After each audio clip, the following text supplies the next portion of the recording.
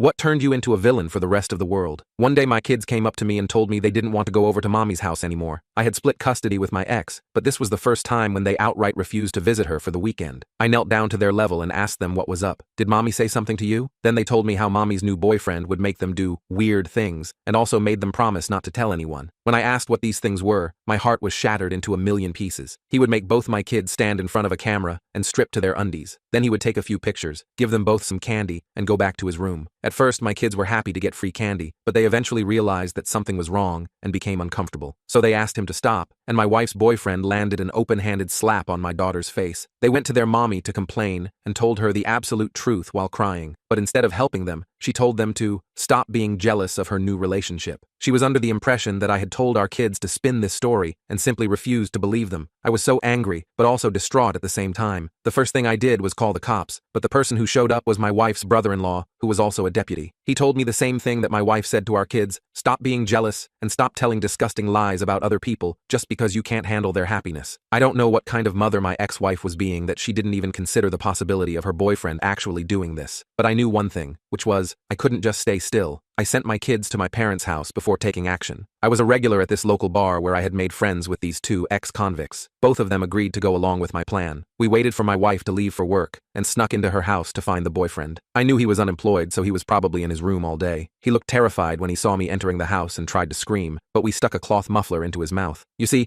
I was under the impression that he was using those photos he took to get himself off like a sicko, so my plan was to simply find the photos, delete them forever, and threaten him enough so that he never does it again. But then the boyfriend confessed as to what he was actually doing. Turns out, he had a very long line of other sickos who wanted to buy these photographs and were paying him top dollar for them. He had about 6 copies of each photo, ready to be shipped out in a couple days' time. The severity of the situation dawned on me, and I realized that if my kids didn't have enough courage to come to me, then I never could have stopped these photos from going out there. My eyes just saw red, and I lost control. I grinded the boyfriend's head in with the iron knuckles I had been wearing and didn't stop until my 2 friends dragged me off of him. I knew what I had done would land me in prison, which would mean my kids would go to my wife, and her next boyfriend could potentially do a similar thing to them. So I just started crying on the wooden floor. This is when one of my friends told the other to take me home and made a joke about how prison life suits him better anyway. I looked at him and for a brief moment forgot all of his past crimes and simply nodded my head with respect.